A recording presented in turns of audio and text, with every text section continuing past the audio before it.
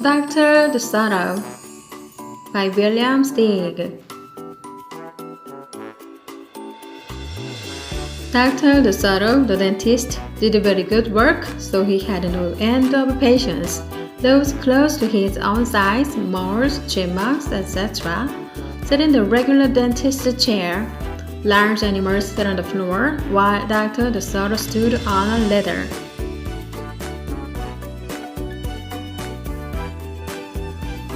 For extra-large animals, he had a special room. There, Dr. Soto was hoisted up to the patient's mouth by his assistant, who also happened to be his wife. Dr. Soto was especially popular with the big animals.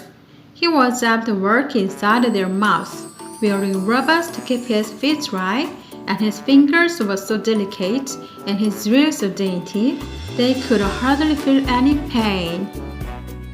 Being a mouse, he refused to treat animals dangerous to mice, and he said so on his sign.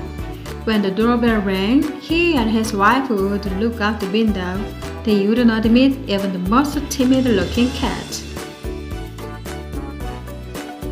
One day, when they looked out, they saw a well-dressed fox with a flannel bandage around his jaw. "I cannot treat you, sir!" Dr. Soto shouted. "Sir, have you read my sign?"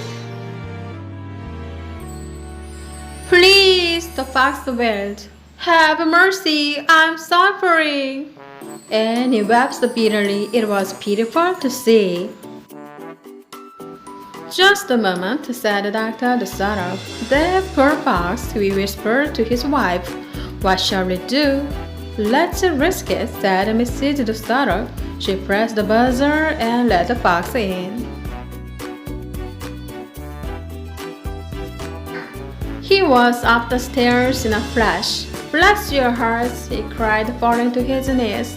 "I beg you, do something. My tooth is killing me."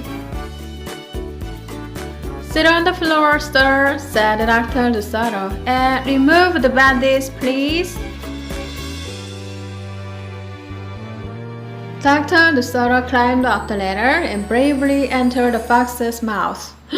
"Wow," he gasped. The fox had a rotten bicuspid and unusually bad breath. "This tooth will have to come out," Dr. Soto announced, "but we can make you a new one." "Just stop the pain," whimpered the fox, wiping some tears away. Despite his misery, he realized he had a tasty little morsel in his mouth, and his jaw began to quiver. "Keep open!" yelled Dr. Soto. "Wide open!" yelled his wife. "I'm giving you gas now," said Dr. Soto. "You won't feel a thing when I yank the tooth." Soon the fox was in dreamland. Yummy," he mumbled. "How I love them raw with just a pinch of salt and a dry white wine." They could guess what he was dreaming about. Mrs. Soto handed her husband a paw to get the fox's mouth open. Dr. Soto fastened his extractor to the bad tooth. Then he and his wife began turning the winch. Finally, with a sucking sound, the tooth popped out and hung swing in the air. "I'm bleeding!" the fox yelled when he came to. Dr. Soto ran up the ladder and stuffed some goats in the hall. "The worst is over," he said. "I'll have your new tooth ready tomorrow. Be here at 11 sharp."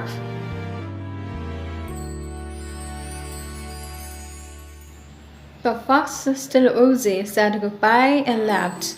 On his way home, he wondered if it would be shabby of him to eat the risottos when the job was done. After office hours, Mrs. Soto molded a tooth of pure gold and polished it. "Raw with salt, indeed," muttered Dr. Soto. "How foolish to trust a fox." He didn't know what he was saying, said Mrs. Soto. Why should he harm us? We are helping him. Because he's a fox, said Dr. Soto. They are wicked, wicked creatures. That night, the Sotos lay awake worrying. Should we let him in tomorrow? Mrs. Soto wondered. Once I start a job, said the dentist firmly, I finish it. My father was the same way. But we must do something to protect ourselves, said his wife. They talked and talked until they formed a plan.